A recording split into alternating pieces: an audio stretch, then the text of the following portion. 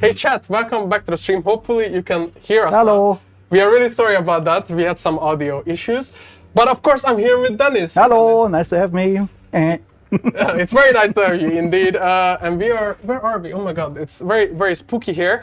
And of course that means we are having a developer live stream for the web of the Empress event. Yes. It's gonna be super awesome, and we have a lot of things to talk about. We are not going to rewatch the trailer, so we are going to be going into the presentation and talk about the update itself. Yeah, right it's away. gonna be an impressive amount of stuff we're gonna go through today. Impressive, very impressive. All right, so let's talk about the event, Dennis. When is it coming? So the event will start in 2 days' time. 2 days' time in September 24th, and it will run until December the 10th. So quite a bit of time to go through. And this will be the final chapter of our Tarot event trilogy. So talk more about all of that, what it means in a second. Yeah, and of course we have a brand new battle pass with many amazing rewards. We are also going to be talking about that in a bit. And what are the main things? So we're going to talk about the new AI that some of you might have already seen, the tarot cards. And we're going to talk about the location where this all happens. So it's going to be very interesting, and the things you can find there, etc. So scarce weapons and more, we'll talk about in detail. Yeah, we also have a lot of balancing changes, weapon balance, gameplay changes, and a lot to talk about here. So it's going to be a very exciting stream. And I wanted to mention, just like with our last event, there's going to be more activities coming during the event. So please make sure to follow us on all social media, subscribe on YouTube, follow us on Twitch, to keep up with all the cool things that will come during the event. Nice. So are we ready to talk about? Absolutely, let's go. I'm excited. All right, let's talk about the lore of the event. What is happening in the bayou? We have a new infestation spreading across the bayou, but also across the mountains. And what we are seeing now is an infestation from the bile weavers. They're like little spearing swarms that kind of like infest certain locations. So we talk about in a second what those locations are. And obviously the hunters are now called for action to kind of contain that infestation, contain the spread before all is lost. Yeah, and as you said, they have to stop this. But why is it happening? Because there's like the main antagonist of the event. Yeah, so this is all related to the Empress. The Empress is a former noblewoman, like a lady of high society, and she was left for dead. She was infected by the bile weavers, and that is kind of like twisted and corrupted her in a way and created the bile weavers to begin with because of the infestation on her, etc. So they kind of spawned off her conversion through the darkness, the twisted, weird corruption that we have. And now she reigns as the Empress. Now what it means is that she is our antagonist this time around. She's the mother of the swarm, and I'll talk a bit more about her. Yeah, but you mentioned also the bile weavers, but they only obey hunger. Yeah, not so even her sometimes. she's not safe, and that means you can still play her as a hunter, because obviously you want her to suffer and experience the same way. Yeah, so let's take a quick look at her. Yeah, that's how she looks. It's amazing. I really love that, like the whole whopped up stuff there. There's also a pretty cool overview where you see almost like a crown that she has there, right? So she definitely is the Empress of the bile weavers. Yeah, but of course the story doesn't just have an antagonist, but it has some main protagonist characters. Yeah, well, we don't know if that's really true for all of them. So that's true. Let's start maybe like that. So people are drawn together by fate and prophecy. So they have a part to play in whatever unfolds there in the bayou and the mountains. Let's have a look at some of those guys. One of the main characters is called the Hanged Man. Yeah. So this guy, he's basically cheating death all the time. He's very lucky with drawing his trades, apparently. Now, he's been hanged 9 times in a row already and never really died from it. Always managed to get away in the end. So definitely not his first time. He's using the Forbidden Tarot in order to kind of predict the future, get out of situations, etc. So he's wielding Tarot in a very, very prophetic way. Yeah, I guess through all that trauma that he suffered during all those hangings, he gained some specific powers into the tarot. But he's not the only one. We have the Stormseer. Yeah, we also have the Stormseer, and so she got struck by lightning, and since then she's cursed with visions, and obviously the whole situation with bile weavers is something she's heavily invested in. So whether it's about suppression or whether it's about supporting, it's to be found out. Yeah, and of course, this whole story, as you mentioned, it's about faith and prophecy, and all these hunters are coming together, and a very exciting story will unfold that you will, of course, find out during the event. Yeah, let's see how this all comes together in mechanics. Yeah, and let's look at some of the main characters we mentioned. So we, of course, have the Hanged Man here. Very cool. A really, really cool guy. Then we have the Stormslayer here.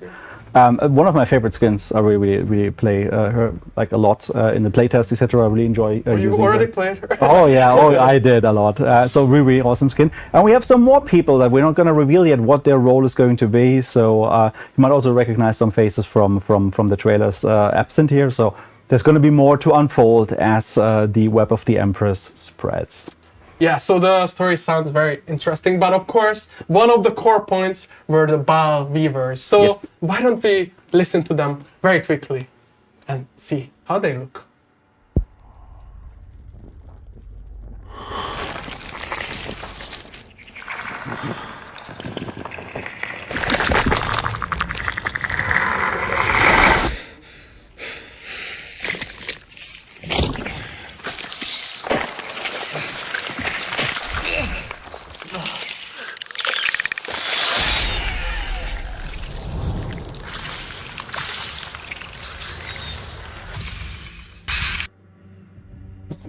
The Baal Weavers, then what are these pesky creatures? So this is our it's basically an 8-legged critter, very spider-like, but not spiders directly.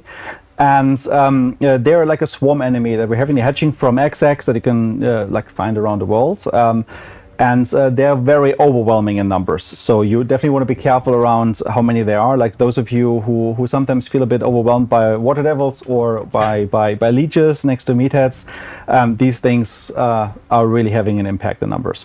So what they basically do is they protect their territory, their nests, and this is like the main location that we're gonna experience this event.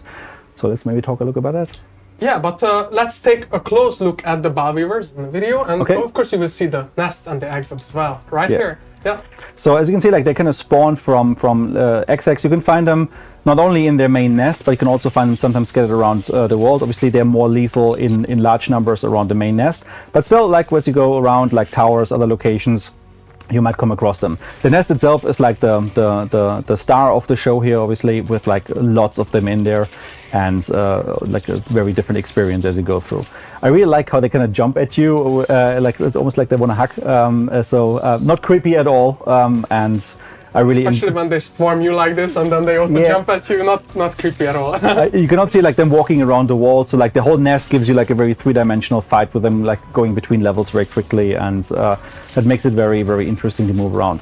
Now that being said, you can also try to not alert the nest, right? Like you can just go in there and maybe you're lucky and you'll have a chance to actually go through and get your rewards out of there, get your loot without necessarily activating them. So the way these nests work is that they have a proximity detection. So if you are getting too close, they burst. If you fire your weapons, if you draw attention, they burst. So your equipment gives you some ways here to deal with this.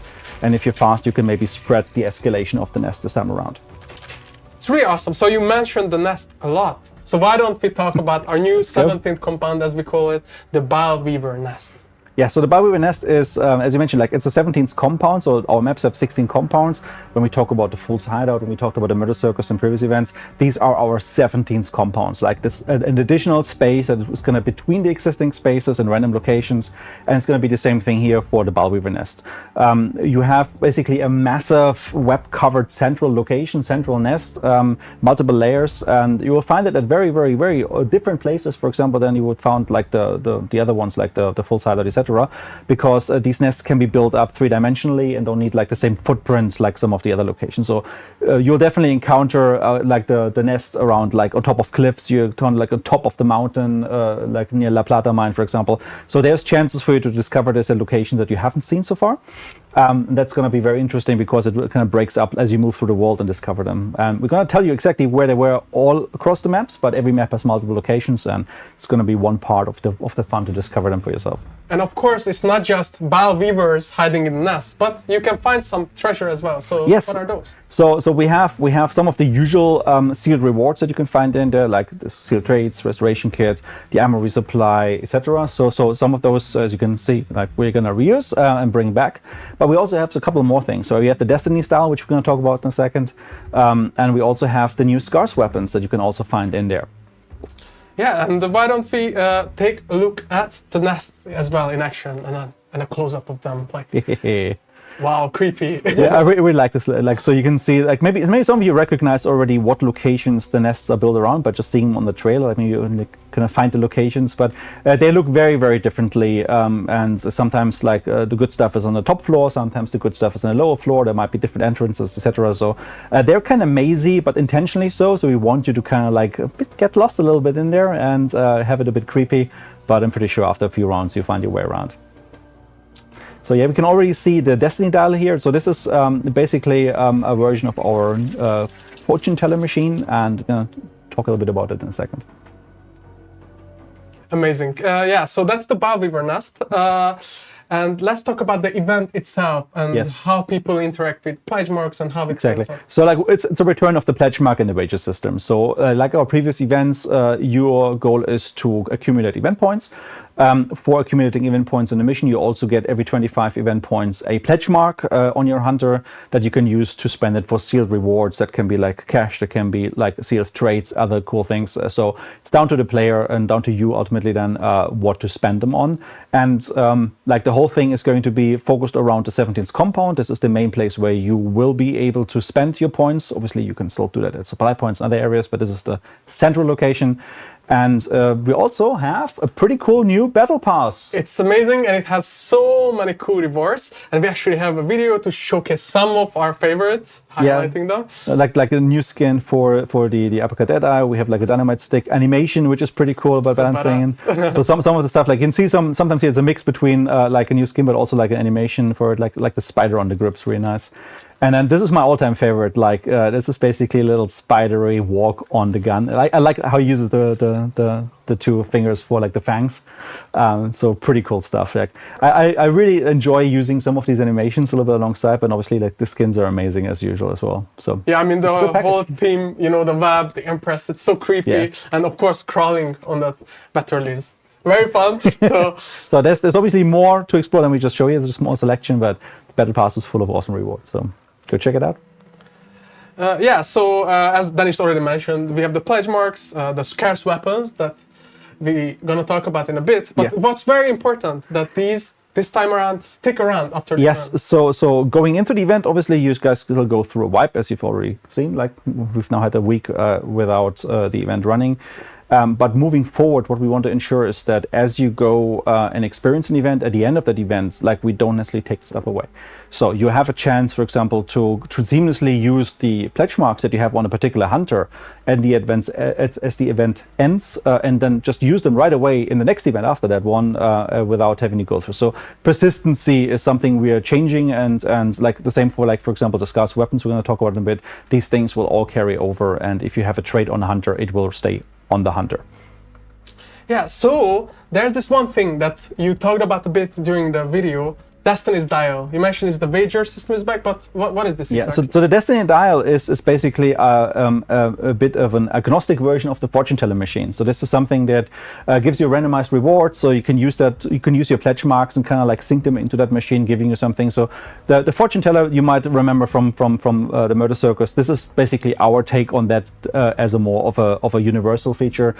So expect the Destiny dial to show up in more locations in the future. And in general, like this is a feature we want to add to the game persistently, and now the first time you'll see it is woven into some of the bile weaver nests. And it looks really freaking cool. I like how the machine like kind of does its little magic thing, tinkering thing there, like electricity going off. So it's yeah, and it adds some high risk, high reward mechanics where you don't really know what's gonna come up. And as you mentioned, it can have traits, the restoration kit. It's all the pieces that you can kind of find in that location. So yeah. All right, let's move on. And that is one very favorite topic of Dennis's, of course, the new weapons, the new scarce weapon this time around. So we have two Which one is the first one? Yeah. So in general, like, so scarce weapons is a concept that we're exploring for this time around. You might remember the Shredder from way back, which was an event exclusive. So only during the event and only in the world could you find it. We have something similar now where we have a few more weapons that you can just find only through exploration. You cannot unlock those. You cannot get them through normal progression. And the first one is the Homestead 78, and the 78 here might already be a bit of a giveaway yeah. because this is a part of the trusted Rival 78 family, and we're talking about a long-barreled cousin of the Rival 78. So it's going to be a more powerful version. It's almost like a double Romero technically. It's a very, very good gun, but it's rare. You need to find it in the world, and you can't just buy it and equip it normally. So there's a certain amount of exploration now added to this, as you might want to take them out as trophies, for example. So extra punch, medium range, as you would expect from a longer barrel shotgun. It does the thing you would think it does. Yeah, sounds really fun to play around with, but there's also the other one. Yeah, the other one is the Wildland. Now, this one doesn't have a giveaway in the name, but this is based off the Centennial. So it's a modified Centennial. The one that we have in the game right now is based on a musket type version. I think it was originally used by the Canadian Mounted Police in that configuration. We've edited back then. Now, the new one is more of a beefed up version of it. So it has a bit of a longer barrel, it has more ammunition underneath, like the magazine tube underneath is the full length, so holds a couple more rounds, and it does have a swift reload option as well. So it has all the advantages of having obviously more firepower in that case, and the fast reload also happens to be quite convenient, I've noticed in playtesting. So this one is going to be pretty cool as well. So if you like to play the Centennial, get your hands on the Wildland because it's just the better Centennial. Yeah, and of course we have to highlight that these can only be found in the nest. Yes. So it's always high risk, but it comes with high reward. Yeah, as well. and you need like a couple of pledge marks to kind of like unlock the boxes they're stored inside. So it's down to your choice how you use your pledge marks. Yeah, it's just a couple of like small images on them. I mean, they're exactly what you would expect, right? Like one is a Centennial, a bit longer. They have like a different finish on them as well. It's a different type of bit more high quality wood, etc. So yeah, definitely go check them out inside the Ballweaver nests if you dare to enter. Yeah, and so with this we kind of recapped the Ballweaver and Ballweaver nest related things like the Destiny Dial, all the mechanics of the event. Yeah. So let's talk about some gameplay changes that are not directly tried into this. Yeah. Starting with some weapon balancing. Okay, let's start with the small pieces, just get some of that out of the way. So in general, what we've been doing, and it's something that's continuation from some of the previous update like initiatives we had there, we continued improving the hit melee detection and the maximum range of melee weapons. So we do have a different system now that allows us to detect melee strikes. So no longer is it just like a single line that kind of cuts through and checks. It's bigger, wider box, so overall it should be more reliable to kind of do melee attacks against moving pieces. Where it still is tricky is obviously if it's a small enemy, you might still need to be more precise aiming down, etc. So like the Ballweaver is definitely not going to be an easy takedown in melee, especially if they're very agile. But overall, you should see a lot of improvements about getting your hits connected in melee, like as you move through the world with your regular threats all the time. Yeah, we will have swarms of small enemies to deal with this time. Oh yeah, I heard. But we also made some adjustments to the Mako and the Waterly Cyclone. Yes, so two pieces here. So on the Mako, it's mostly about that the recoil has been reduced just a little bit, so the weapon is just easier to control. It still is a long ammo weapon, so it kicks like a mule, like all long ammo weapons do, but in comparison to the other ones, it's just a little bit tamer. And also, we have looked at some of the firing interactions, the sequence, etc. They feel sometimes a bit more responsive. What we noticed, there were a couple of issues in there that made the weapon feel a bit more clunky or hard to control. It had like some small delays in there. So we cleaned that one up. It should just be overall a bit more responsive and be on par with the other rifles. So it's more of a valid choice rather than something you avoid because maybe you're a veteran player and you know exactly about these drawbacks and therefore the weapon isn't for you. And on the Cyclone, we walked back some of the improvements we did to making the reloads faster, so they're slower again. We looked at the balance and the weapon is still very, very powerful, so at least we want to make sure that like if you have to go through the reload, it matters more and other people have a chance to kind of use that point in time to actually like maybe push you, etc. So there's a bit of a drawback. It still is a very powerful weapon, and as long as you keep that one round chambered and then reload, it's always going to be faster than reloading from empty. Well, that sounds amazing, but other than these, we also have some quality of life-like changes. So oh yeah. Let's talk about the brand new auto select setting? So auto select is something that as we were experimenting and playing around with the improvements to traps in the last updates, like being able to store them back into your inventory, one of the things we noticed, like it was kind of inconvenient that they were always just like added in the back, but you wouldn't really have them in your hands. So the moment, for example, you would just wanted to just like relocate the trap, like move it around a little bit, etc., you just had to select it in your inventory again, etc. Not the end of the world, but it felt a bit inconvenient. So that got us thinking about a general improvement, which is an auto select feature.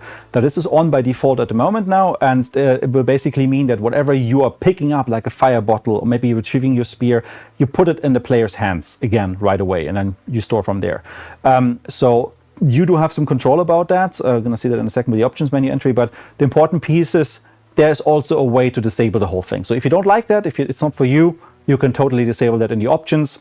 You can even be very granular here, disabling it between weapons, tools, and consumables. And this gives you all the flexibility. Just by default, it's on. And actually, it feels pretty nice, like picking something up. It adds a little bit more physical value to whatever you're interacting with. As you kind of lift it up from the ground, you pick it up, you have it in your hands. And again, like also for the traps, it helps you to kind of like pick it up and then you have it in your hands, maybe to place it again right away. So depending on what you prefer, you can use that feature. I think it's a nice quality of life change, and you can totally customize this for your needs. But yeah, we have to highlight that it's also not on by default. You already mentioned that. I mean, it is on by default. Yeah, exactly. But of course, you have the legacy option to turn it off if you don't like the new option. Super important. Like you don't need to use it, but it's there by default. So if it feels weird, check out the options and you can disable it there.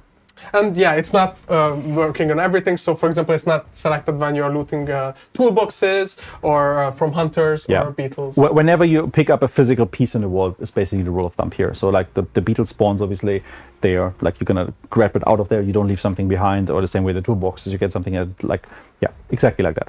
Yeah, I think it's a really, really cool quality of life feature, but we do have more of those with some trait changes that are quality of life is, I think, a good headline for many of the changes we're talking about today, so just convenience and making things a bit easier.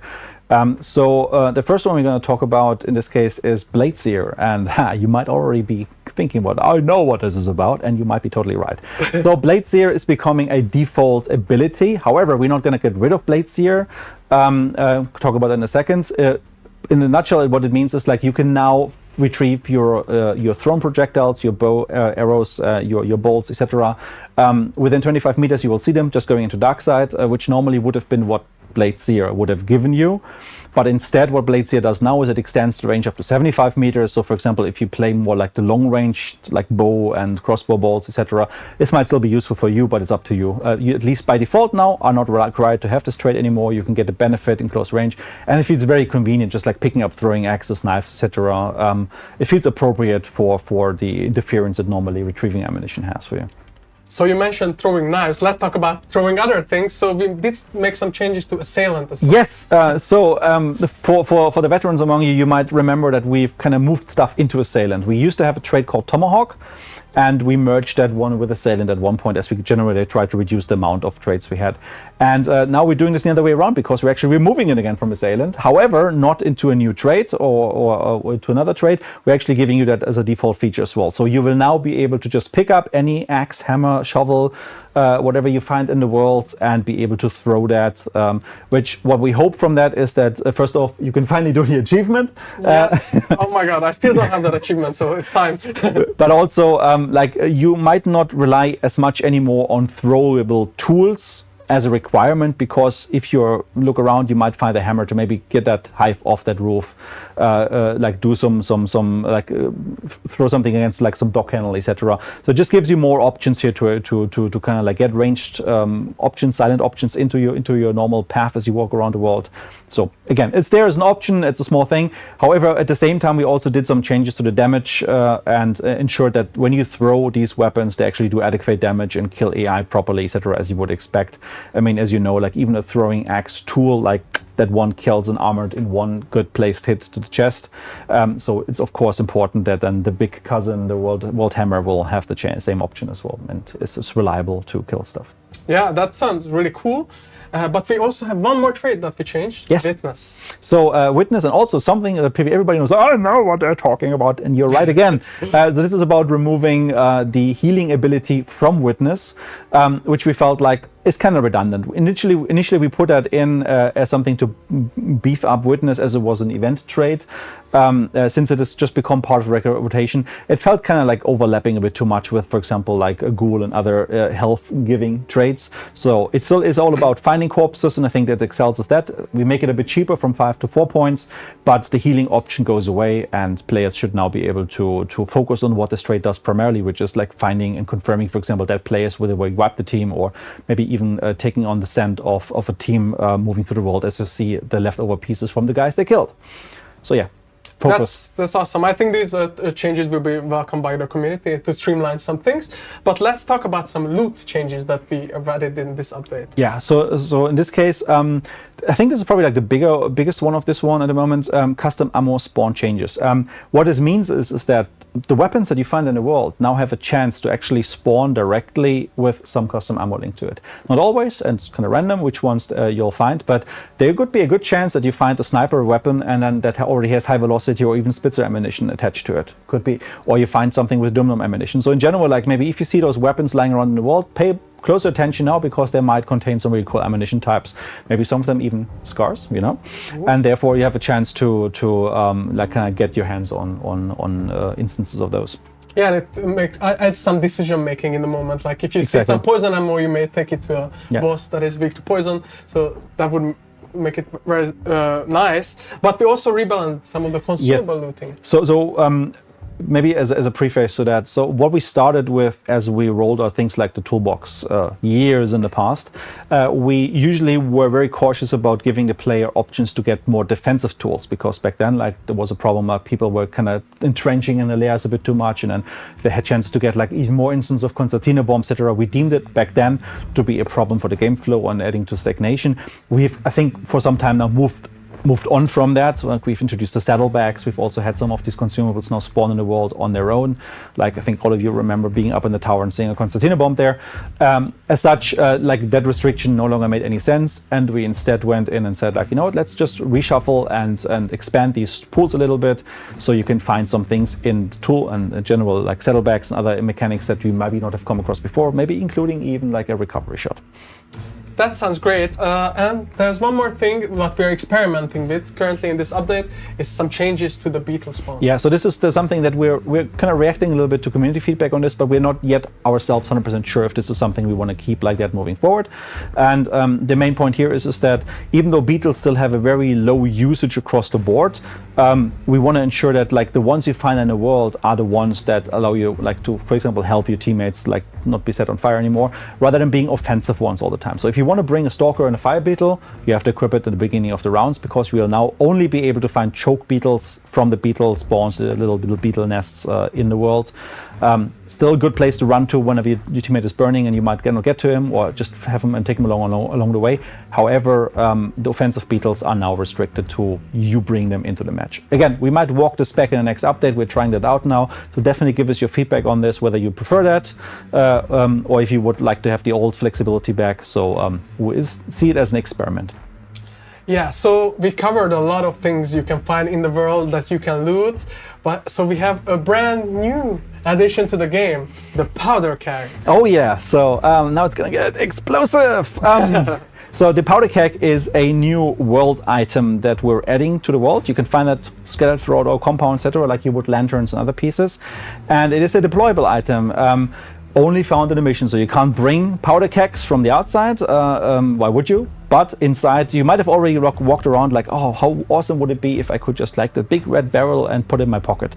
Obviously, that never was possible. However, now you have the smaller cousin, the powder keg, and you can actually move that around and place it around, use it for traps, use it like to kind of like spike up maybe a room that you want to throw a firebomb in later. So it's going to give you more tactical options and just enriches the sandbox in general. So it is in all effect like a red barrel, but it has a smaller effect. So for like an alert trip combination, it's still enough, because like the radius is still enough to kill a player nearby, as you'll see in the video there. However, it doesn't have the same range and the same propagation outside, so it wears off much faster in terms of damage. But you can do some really interesting things with alert trip mines, of course, and gives you all the flexibility. Now, the important piece here is that as you see them in the world, like they react to damage. So just like shooting wildly, blowing things up left and right, you might create chain reactions much easier now, where maybe like there was one of those particle hacks also in range and also blows up, and then disaster strikes. Yeah, so you mentioned it's like the physicality of it in the world, and can yeah. actually roll around even on the floor. Yeah, so if I carry it around and I just drop it, it has like the lanterns on it, has physics attached to it. So if it rolls around, well, there is one thing that could happen. Like the moment it rolls into fire, it blows up systemically. So you can also try around, obviously, with these type of things, but for the most part, you deploy it, and then if it takes damage, it will just do the barrel thing as you would expect. Now that power that plays into another piece here, which is the lanterns. So for the lanterns as well, we have done the same damage receiver. So if a lantern is just in the world, for example, in the little red boxes, or just standing on the table somewhere, like the ones that you can pick up, and you were to hit it with a incendiary damage, it would react exactly like the static lanterns does. So now you can actually blow up lanterns.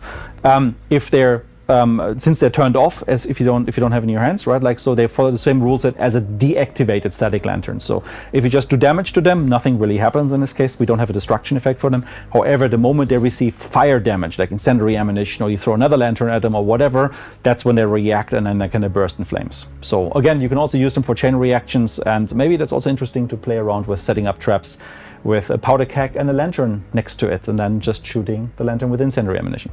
Yeah, honestly, I cannot wait to see the chaos that players always come up with very creatively with the new tools they have there. But let's talk about another cool topic, that we are making some bigger changes to NPCs and AI. Yeah, so NPCs, I mean, of course, we talked about the Weavers. I mean, that's really like the star here when it comes to any NPC and AI changes for this update. But we're doing some housekeeping alongside. So for example, we have the grunts that we have been reworking a little bit alongside. This sounds maybe a bit bigger than it is, but this is a very important step for us. It kind of happens under the hood, where the rework of the grunts means we have more flexibility moving forward to do changes, to build new stuff potentially based on them, and it gives us just like a couple of little side effects that you will actually perceive. For example, the improved spawning.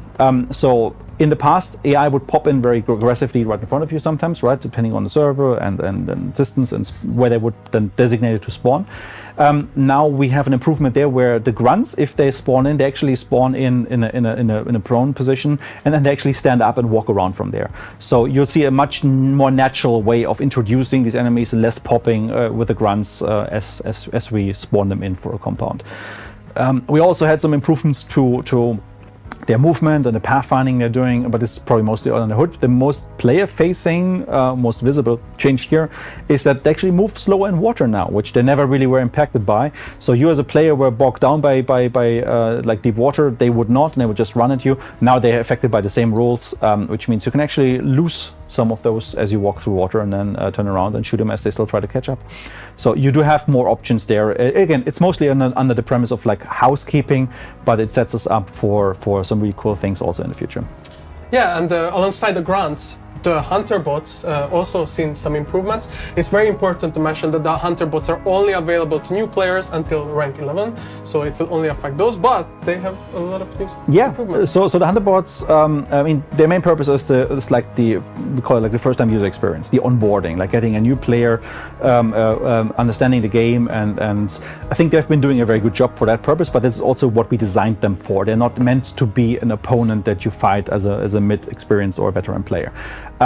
However, there were still even then some shortcomings where sometimes they would just not even survive fighting against some of the AIs on the way. So even a new player might sometimes just not really come across them that often, because they might have just died shortly before reaching the players.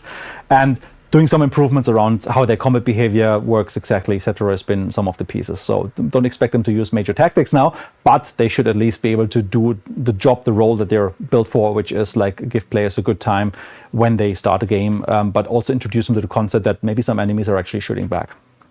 And you did mention that it's kind of a housekeeping update as well. So we did make some tuning to other AI as well, like the armored and some of the bosses as well. Exactly. The brutes, for example. Yeah. So you can expect some smaller changes. Yeah, just for those like with out of scope for this video here today for our stream, but like you will be able to just follow up on all of those in the patch notes and kind of see what exactly changed. But like these are the highlights so far from what we talked about. And some changes I'm very excited to talk about regarding our user interface, which is seeing some awesome improvements. There's some really good stuff coming. And what is going to be so huge, it's going to blow my mind. But let's first look at the lobby improvements. This is how you get Ben excited. So yeah, the lobby improvements. So this is something we've hinted at early in the year already, and it's a major step forward for our lobby, because what we're doing now, we are unifying the different lobby rooms that we've had previously into a centralized lobby for our game modes. Now, of course, you might only be able to select a game mode like Soul Survivor if you don't have any friends in the lobby, because it's only available for solo players. But you can navigate seamlessly through all of these. So you can, for example, take a round with your friends on the shooting range. You don't need to do a separate invite anymore. All of that stuff goes away. And you can kind of easily transition between different lobbies that we had in the past, as it's all in one place. So streamlined navigation has been the key here for us. And overall, like the whole thing feels so much nicer, and going to see that in a moment, but like the streamlined navigation really, I think, comes to play quite a lot here. So as we have a look here, we see the top navigation has changed. We now have the play button, and the play button is the lobby. You can click on your game mode on the left side, and then you can select it there, or you can just even use the little arrows from the lobby and directly just cycle through them. So very easy for you to kind of like go through the different modes, and then all the configuration you need for each mode you will find directly there in that location. So whether you play against like duos, trios, etc. So quite a lot of cool stuff there. And we've also used that, as you might see in the top, there's a career tab now. We removed the home tab, which used to have all of the stuff together. Now we have the lobby under play, and we have career, which basically bundles all of the progression screens that we had before. Well, to kind of see like how your bloodline progression is, your prestiges, and all the other things that you have in there. Yeah, exactly. So as you mentioned, there's a new career tab added on the top, but we have some other changes made to the gear screen, where you can see your traits. The green screen gears. It's not a green screen, by the way. It's actual spiders and monsters and web in there. Yeah, this is knock on wood, man. Here. Yeah. All right. So the gear screen improvements are a pretty cool quality of life change as well, because you now be able to see the traits in the equipment screen for the gear as well. So what that means is you don't need to memorize, oh, did I have like fanning, levering? It's all there as a quick preview on the left side where all your equipment are, and you can kind of match it up. You can even modify them directly in the same screen, so you don't need to jump out and go to the trait menu necessarily. It's all unified. It's much nicer to use, and yeah, so definitely go check it out. Yeah, and to mention as well, we added a shortcut where players can now clear all traits from the screen as well. Yeah, so like whether you go to the trait screen first or you go to equipment screen, it's basically all in one place, and like adjusts from there. And yeah, just it feels so much nicer to play with it. It's really, really cool. Yeah, I mean, it looks so much cleaner and easier to understand as well. I think that's good stuff. Really nice. Yeah, and I was very, very hyped earlier. Yeah. But there was a big reason. Which of these items was it then, Ben? What's another one? Yeah, I think there may be another slide. I think. Okay. And wait for it. It was actually one of the biggest player requests for a long time, and as you can see it on screen, now you are able to invite a random third into a lobby. Yeah, so how this plays out is that if you already have a friend invited, you now have the option to just say, hey, we would like to play as a trio, and then the game looks for solo players looking for a team, a trio team at the moment, and pairs you up. So for a solo looking for a team, that means you will either find random trios as before, or you might be joining a duo looking for a random third. So in general, it just increases the options and makes it much nicer for people to kind of like find a third teammate. Maybe if only one friend is online, you can still play those trio games in full power, and maybe even make some new friends. So definitely something you guys have been requesting for a very long time. We talked about it, I think, 2 years ago almost, so it's finally in the game. So really good stuff. Yeah, and let's take a quick look at it as well, how it looks and how you can find this setting in the menu. So yeah, like you basically, in this case, you have a duo here, you're in front, it's your best friend. And if you now search for like a player on the right side, actually on the left side you see, actually, can I wait for you closest? On the left side you see, like if you now select the trio, And then it matchmakes and tries to find you a random third player that is also looking for a trio at the moment.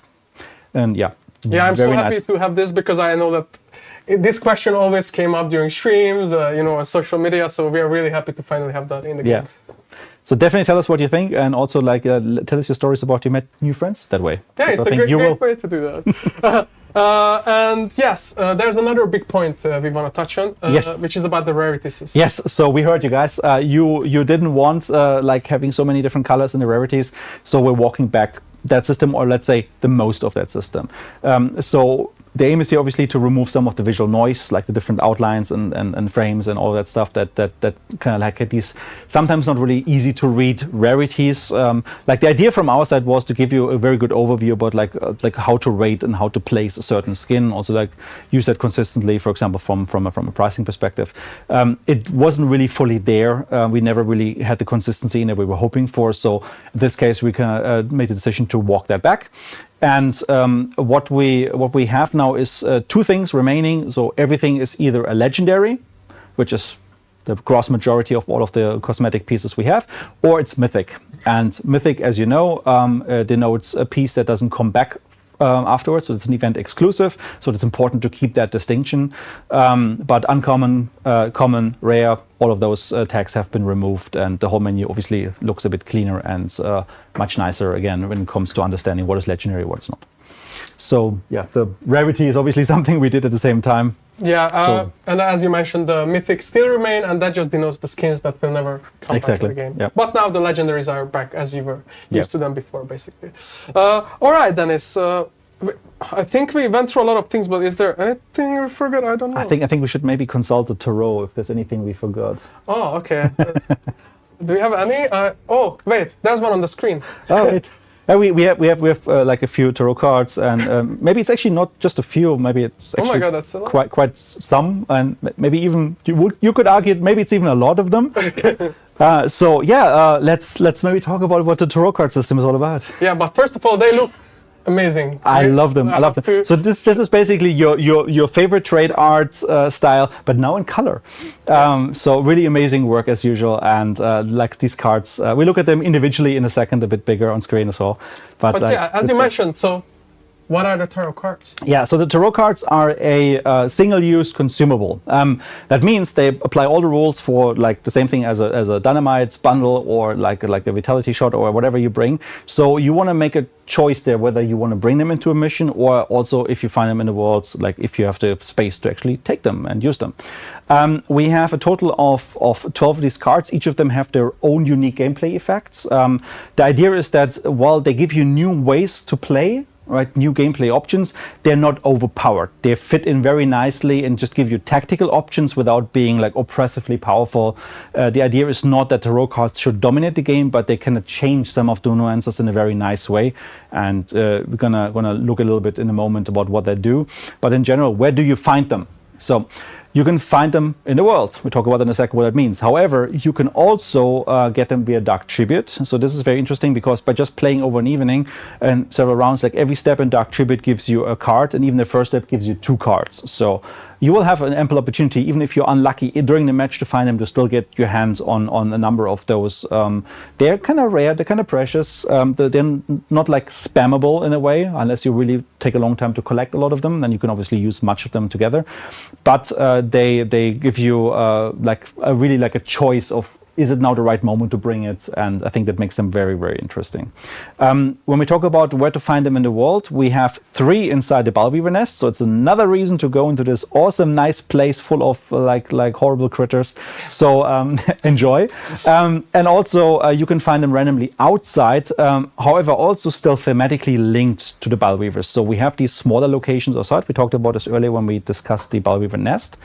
And what you can do there is, if you encounter one of those XX around maybe a tower or some other built-up small area, look around. There might be a tarot card somewhere attached to a wall nearby. They're kind of stuck in the wall with a little feather, and give you like another chance to get them. They're kind of random outside, but there are 3 of them are guaranteed inside the Ballweaver nest. So first come, first serve. Make sure that you are not the last one to go there, because Ballweavers, I think we didn't mention it before. Ballweaver nests respawn So even if you take a moment, like to be the last one there, if other people have gone away from the from the nest, and like with other compounds, we can at one point remove the AI, and then only when you get back we can re-add it again.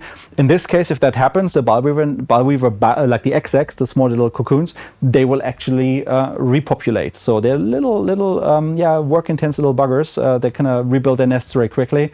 So you will always come across these bile weavers there. It's an infestation after all. So it's no guarantee that you have an easy time just because you wait for someone else to do the work for you before. Very, very scary as always in Hunt. But we have to talk about Bounty Clash as well, where people can still find them. Yeah, so in Bounty Clash as well, like in the central location where we have like the restoration kit, some of the other pieces, you also find like cards there. So another reason to be the first one in the center of a Bounty Clash game. That's great. And of course you talked about finding them in the world. So how about we talk about the cards themselves? Yes. Starting with What a segue. All right, let's start easy with some of the more basic cards. So the world is basically, it is your portable master clue.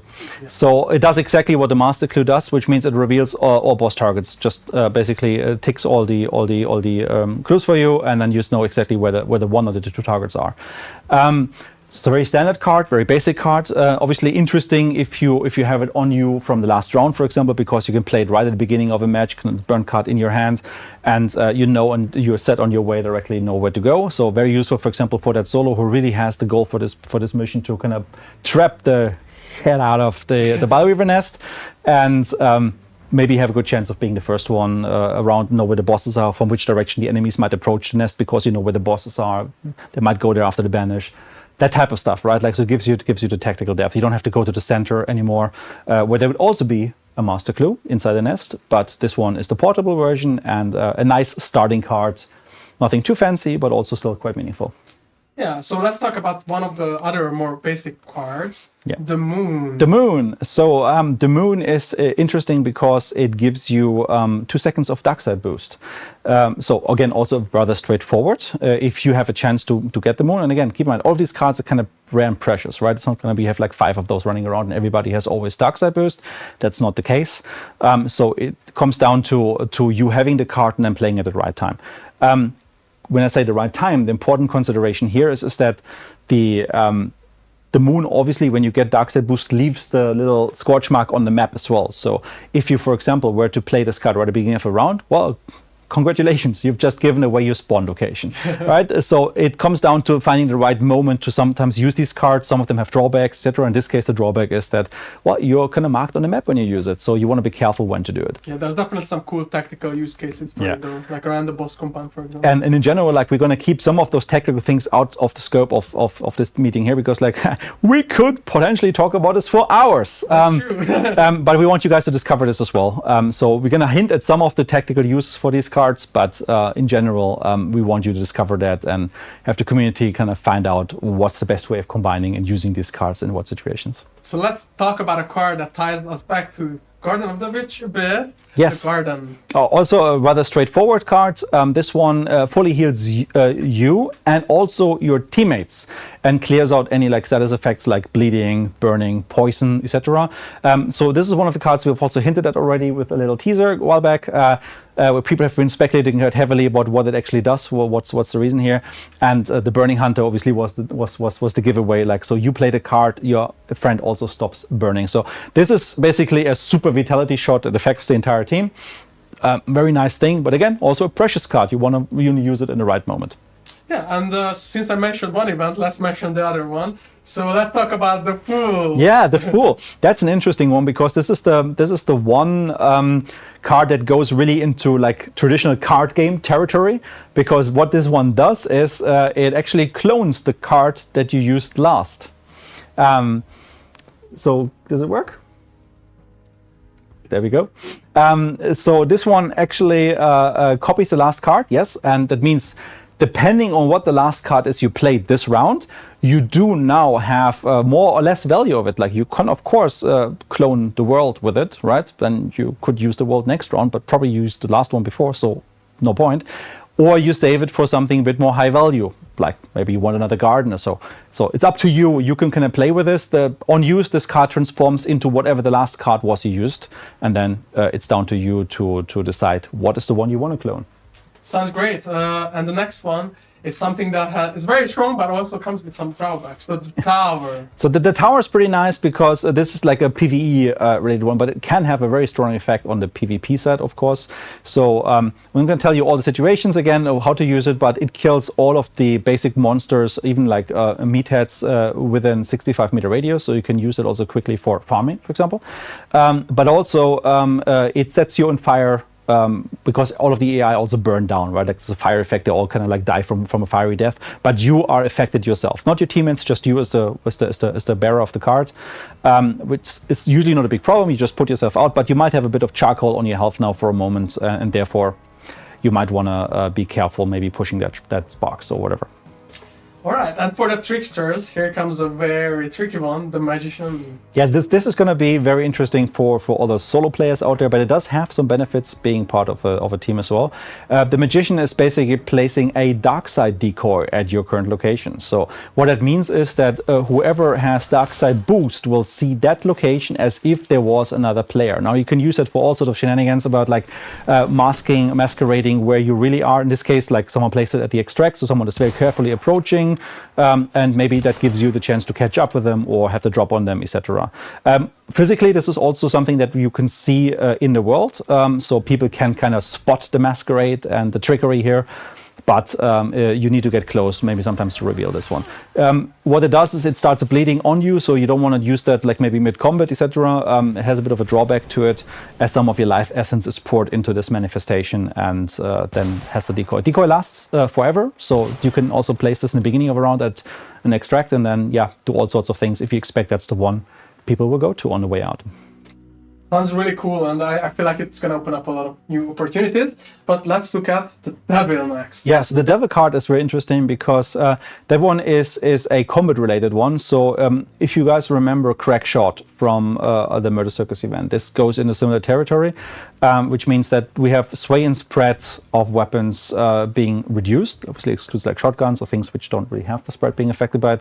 But it comes at a price. So like your weapons become a little bit more precise, etc. It's a bit maybe easier to fire, but again, within reason. So you don't have like a sniper aftermath all of a sudden because of it. But again, you know from Crackshot maybe the power level you can expect here. However, if you have it, whenever you get downed, you will actually lose not one but 2 health chunks. So it has double the consequence. So we want to be very, very mindful as like not killing, then the devil claims it's due, and you actually might be worse off than otherwise. So yeah, it's a risk reward. Yeah, I mean, if you make a deal with the devil, it always comes with a downside. But let's talk about something positive, the sun. Oh, the sun is always positive, unless you get burned by it. The sun is pretty interesting because it grants you an increased regeneration buff, but only for 60 seconds. So think of this like a regeneration shot in steroids, but very, very short-lived. You want to kick that in right the moment you open the door to the boss lair and charge in, because any sorts of delay, like maybe your teammate getting down to your border, like basically the card has been most likely wasted. The power level of this one is similar to what if you remember Mariner from previous events, like having a very fast immediate healing. So this is very, very powerful, but again, very limited, and you want to make sure you capitalize on the advantage right away. Otherwise, it burns out without giving you anything. That sounds really cool and very powerful, I think. But let's talk about the very risky one, in my opinion, Judgment. Yeah, Judgment. It's risky, but it's also pretty cool. So what Judgment does is it doubles all of your current buffs, current status effects. So what that means is that if you're running a vitality a regeneration shot, if you're running a stamina shot, whatever the current timer is, by the time you play the card, this timer will be doubled. So this is really, really powerful because you can extend some of those shots if you use them in a clever way.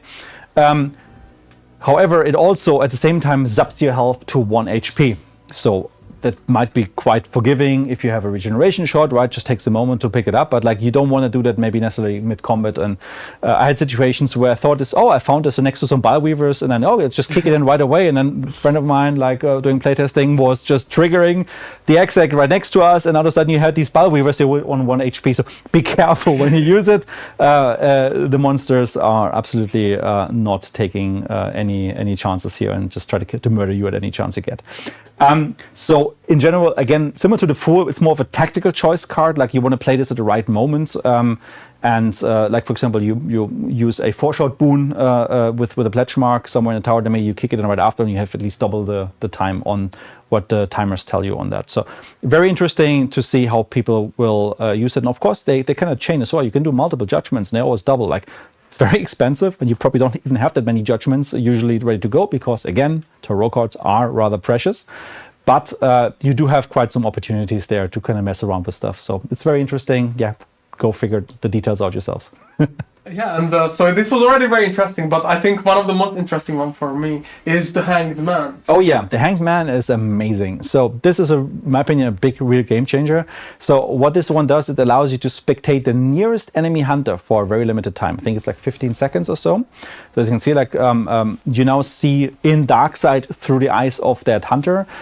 Now you have to be quick, like, okay, where could they be, what they're looking at, what direction they're facing, are there any teammates maybe left, right? So trying to get as much information as possible because those 15 seconds are over in no time.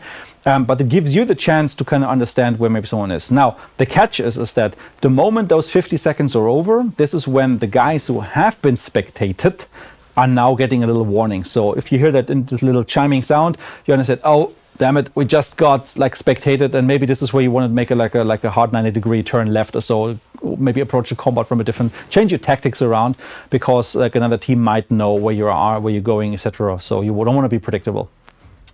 Yeah, I mean, it is so fun to play around with. But the next one is a very, very cool one and a very big in name as well, the Empress. So yeah, like this card has like the name of the boss, right? Like that's the name of the event. So the Empress card is just positive things, and that's really, really cool. And I think you can predict some of the really nice advantage synergetic effects from that one. Whenever you play the Empress card, you get Catalyst. This is your way to getting Catalyst this event as well, right? Next to I think you can also get it randomly from the Destiny dial. But here guaranteed, whenever you play that card, you have it. So if you, for example, have drawn that from your Dark Tribute or you extracted it from last round, you want to start a new hunter, you can put the Empress right on the hunter's initial loadout. You know exactly that you will have Catalyst right from the get-go. So maybe you're going to pick a couple of traits that will have the Catalyst conditional effects, like Beast Face, for example, where like then the dogs, birds, etc. no longer react to you at all. So you can kind of plan a little bit ahead with that one. In addition to that, it gives you one instance of Necromancer guaranteed, and one other random burn or scars trait. It could be Berserker, it could be Shadow, it could be any of those. That's going to be the random part. But now the interesting piece is obviously what this could mean for a solo who might have that card in the pocket and gets downed one. Again, leaving that up to you to come up with interesting tactics. No guarantee that you can have like 4 or 5 revives that way, but at least it kind of changes the chances a little bit if you manage to slip away after standing up. I think that is like one of the most impressive ones, the Empress. I really like that one, but it's also one of the rarest we have. So definitely won't find that around every corner. I mean, it definitely is very cool. And last but not least, we have one that we already teased, and I saw a lot of players guessing what it could be, the Chariot. The Chariot, yeah. So the Chariot is interesting because it also introduces a new game mechanic alongside. And so let me quickly just take a step back and actually explain the whole thing. Now, in general, what this card does, it swaps locked and unlocked extraction points for all players, for all teams in Bounty Hunt. So this card does not work in Bounty Clash, for example, and obviously you can't get it in Soul Survivors. But for Bounty Hunt, it allows you to make sure that maybe an available or an accessible exit becomes inaccessible and the other way around. Now you wonder, but Dennis, what are inaccessible exits? So this is where the new mechanic ties in, and we now have a total of 4 extraction points across the map, the 3 that you have on the outside, and we have a 4th one, which is the central extraction. And half of those, the central one and one of the others randomly, will be locked by default. So there is a little lock icon next to them, so you will not be able to use these to extract from the mission. However, by playing the Chariot card, you now have a chance to flip this around, and that means an extract that you might have had a chance to get out to. You're just moving there, another team just placed the card right now, and in this case, you all of a sudden are locked out. Now you need to find another version to get out, another exit to get out, because it kind of changes the tactics. So this is going to be very interesting now, but there's a couple of counter mechanics around it. So it sounds a bit harsher in the beginning that it might be in the end. The point is that you can only play one of those cards every 5 minutes. So if you have played a card, you know that no one else can kind of like Uno reverse the whole thing and nope these cards like into oblivion. They have to wait and see this through. So for example, a tactic could also be that if you have a locked extract next to your bounty layer, you're sitting inside with a bounty, you can actually play the card, and now you know that your exit is free to go for the next 5 minutes, and no one can do something unless obviously they fight you. So in general, it gives you more options. It opens up lots more tactical possibilities. So something we're really interested to see how you guys feel about that one. In playtesting, it's been immensely fun, but also something you have to account for. Maybe as a last point, the 5-minute cooldown is also coming into effect during the last 5 minutes of the match. So you can't play one in the last seconds or so, and then a team might be stranded, no chance to reach another exit. So there's going to be some safety nets in this that we make sure it's not super frustrating by people trying to exploit it. But yeah, go play with it, have fun with it. Yeah, so that's a lot of new things to play around, and I think it's very exciting. And thank you for driving us through all these. But now let's take a look at the very first look at our brand new gameplay trailer, and after that we will be back with the Q&A section. Yeah, everything coming together now.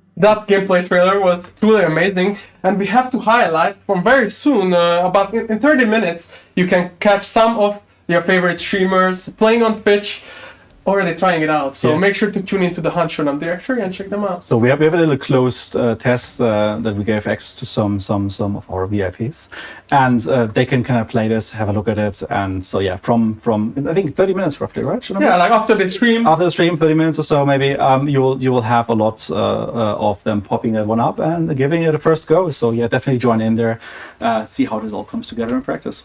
Yeah, but let's look at the questions we get. So first of all, how long is Web of the Empress? We talked about it in the beginning, and it will run from the 24th of September until 10th of December. 10th of December, yeah, correct. So quite a long distance. Yeah, but there's a lot of stuff, and as we mentioned, there's more things coming during the event, so stay tuned. Can you find the bile weavers outside of their nest? Yes, so you basically have the bile weaver nest as a central location, like this is where you find a lot of them. However, you can also find some locations, like maybe you go to a tower and the tower is all webbed up, or maybe some in-between spaces that are a little bit webbed up now. And if you see the little XX where they can spawn from populated around there, then you know, okay, well, I have to be careful. But there's also something positive there, because you might find another instance of a tarot card nearby. So whenever you see spider webs, there's a chance you might see tarot cards as well. We love webs this event. So someone asked about scarce weapons. We already covered it, but which scarce weapons do we get in this in the bile weaver nest? In the bile weaver nest, we get both the Homestead 78 and the Wildland, which is like the Rival 78 long-barreled version. That is just like a world exclusive, so you can only find it in the world, like weapon to discover. And we have the Wildland, which is a version of the Centennial, a little bit more ammunition in a magazine, also has a swift mechanic. So quite nice boosted versions of the ones we have, but you just can't unlock them normally through progression and play them. You have to find them in the world and bring them. Yeah, and tied into this question, what's special about the new compound, the 17? It's basically the 17th compound is the hotspot, right? This is where you want to go. This is all where the cool rewards are. This is where you can find tarot cards. This is where you will engage and encounter the Bile Weavers, which obviously also give you some event points if you destroy them. So there's maybe some nice effect as well. It's not all just like doom and gloom. And you have lots of sealed rewards and other cool activities. You have the Destiny dial in there, which is like our new version of the fortune teller machine. So lots of cool things to interact, and obviously like it's going to be also a pretty awesome place to fight around. And you might at first think, well, like, oh, this isn't it just like all shotgun territory? And actually, no, it's not. Like it might look like that initially, but the way you approach and the way these are set up, like you have some really good sidelines even from outside through the longer tunnels there, and it definitely is interesting for all sorts of weapons. It definitely had success and failure with the entire arsenal there. Yeah, and you mentioned tarot in this answer. Someone asked how many tarot cards, and also like how do they exactly work? Like, do you bring them into the mission? We already mentioned it, but just to clarify. I can quickly recap. So we have a pool of like a set of 12 tarot cards, each with their own respective gameplay effects and powers. They're treated as consumables, so you have to make a choice if you want to bring them, or for example, bring a dynamite stick or a shot, etc. So they compete with other loadouts. And you just use them as a burn card. Their effect, whatever that is, comes into effect.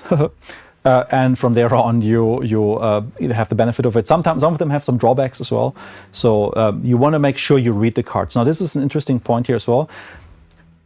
You know that sometimes in the game it's hard to get some of the information about what's going on if you find stuff, etc. Like for the tarot cards, if you press the weapon inspect button, I by default, and you inspect the card in your hand, we also pop in on the top right a little tooltip that gives you the description of that particular card, obviously with a nice little graphic as well. So you can also, as you discover them, you learn them, you can use the inspect button to kind of see what did this thing actually do, because obviously memorizing 12 new features is a bit of a stretch, right? Like it takes some time. So you can always use the inspect feature to understand what each of these cards are doing after you pick them up. Okay, so we have a question about how do pledge marks work and how do wagers work? Maybe some people that weren't in previous events. That's a fair point. So this is a mechanic that we've been using for a lot of events now through the years or over the years. And the main point is that activities in the world give you event points. For example, killing certain special AI, or like banishing the boss, doing objective play. Now, by getting above a threshold of 25 of these event points, or every 25 event points, you also get a pledge mark. And the pledge mark is a currency that you can use and spend in the mission for unlocking sealed rewards. So this could be like a sealed cash register, which is a cash register that you need, like I think, 1 or 2 pledge marks for. And if you interact with it, it gives you guaranteed a high amount of $100 than maybe the one randomly gives you normally. In a similar way, you might get sealed traits or other sealed items that you can only get access on if you pay the due. So in this case, make sure you get event points, because event points gives you pledge marks. They live on the hunter, but they can also be taken away from you. So if you go down and someone loots you, they might steal your pledge marks.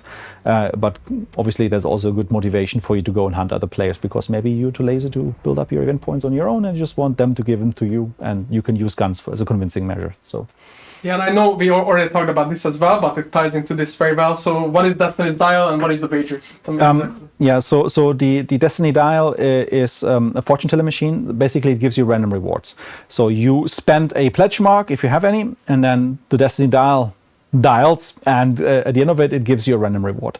And that can be, for example, a buff. You might get like some time of regeneration, or you get like antidote, or it might give you a random trait, or it might give you some money, like different activities and different rewards. And so it's about like a bit of mini gambling in a way, like kind of like, oh, I have 3 more marks, I have all the cool traits. Let's just throw them in there and see what happens. Sometimes you get some really cool things from there. So something people really appreciated when we had it as part of the Murder Circus event with the fortune teller machine. This is the new take. It's a bit more universal, not themed to like a circus, for example, and expect that to show up in various locations in the future. Yeah, thank you for the awesome recap of the whole thing. So a question that pops up a lot is about introducing ping limits and region lock. Like, what are our plans? Yeah, so something which is very important for us as a topic. We don't have any news to share at the moment, but this is an ongoing conversation, and we do have some plans for the future on that. Nothing that is yet ready for us to talk and announce next steps on this, but rest assured, this is nothing which we put on the sidelines. It's very important. Yeah, so someone asked, when can duos queue up with random thirds? We can say 2 days because it's coming with the update. So the ability to queue with a random third player. So if you're a duo of invited players, you can now ask to matchmake with a random player, like a random third player, like a solo that is also looking for a team of 3, and now gives you more options to play with people, make new friends maybe. So it's a great thing, and we're happy it finally arrived. Yeah, we got some questions about returning older hunter skins. And if you're planning to do that, and yes, we actually did some in the previous update, and this is something we plan to do in future. Yeah, we did a first test recently where we revealed some of the former questline hunters and pieces.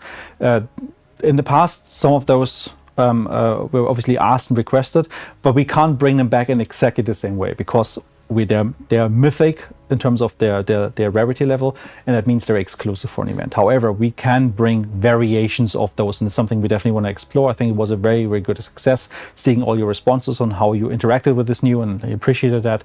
So we definitely want to try more of that in the future. What exactly, and which hunters, and so that's for the future to tell. So of course tarot cards are very important in this update. So we talked about, you mentioned some rarities. So is there a difference between how rare they are or how you find them, or how does that exactly work? Yes, but it is a bit under the hood. So it's something that we expect you guys to just like get a sense and feeling for as you play. We have some of those cards who weight differently than others. So some of them, like the Empress card, are very rare and you will not have them that frequently. Some of the other, usually those with like a lesser of an intrusive gameplay effect, like the Moon, for example, or the World, like they might be a bit more frequent. But in general, you have a good chance getting across all of those, and we ensure that there's a nice spread there. But yes, some cards are a bit more precious and a bit more rare than others, but you won't be able to tell except for playing a lot and getting a feeling for it. Definitely. So there's a question that's also pretty frequently asked, is about crossplay. Will we add it? When we will add it? Is it something that's... Nothing we can talk about at the moment. So in general, the important piece right now is the matchmake third. I think that's a great step forward when it comes to matchmaking. Everything else, we have to see what the future holds for that. All right, let me see if I can find more. Yeah, some people asked like, what are the lobby improvements we made this subject? Yeah, so the lobby improvements is primarily a consolidation. So we now have a unified lobby. So all game modes are in one lobby. You no longer need to invite someone just because you want to maybe go together on a shooting range or play Bounty Clash versus Bounty Hunt, etc. You can now select all of the modes in there. Obviously, you can only select Soul Survivor if you're the only one in the lobby because it's a solo mode. But all of these, I think, yeah, understandable restrictions apply there. What it means is that we now have the lobby as a central place to go to. We don't have a home button or like a home menu anymore where we then select modes, etc. Instead, what we have is the play button. This is the lobby, and we have a separate career button. This is where we moved all of the progression pieces that were under the home screen originally, and they just give you a chance to kind of like navigate much nicer. So improved navigation has been like the main thing here for us, and everything you need for configuration you have from that lobby screen. I've seen some questions asking about if you have arachnophobia mode in the game. We don't, but then again, we also are a bit of a horror game. It's an important topic. So I'm not a big fan of spiders myself. I can be honest about that.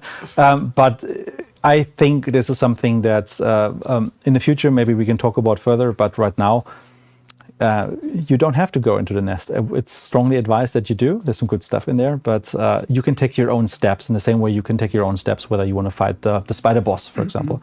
So no specific arachnophobia filter or content filter in that regard.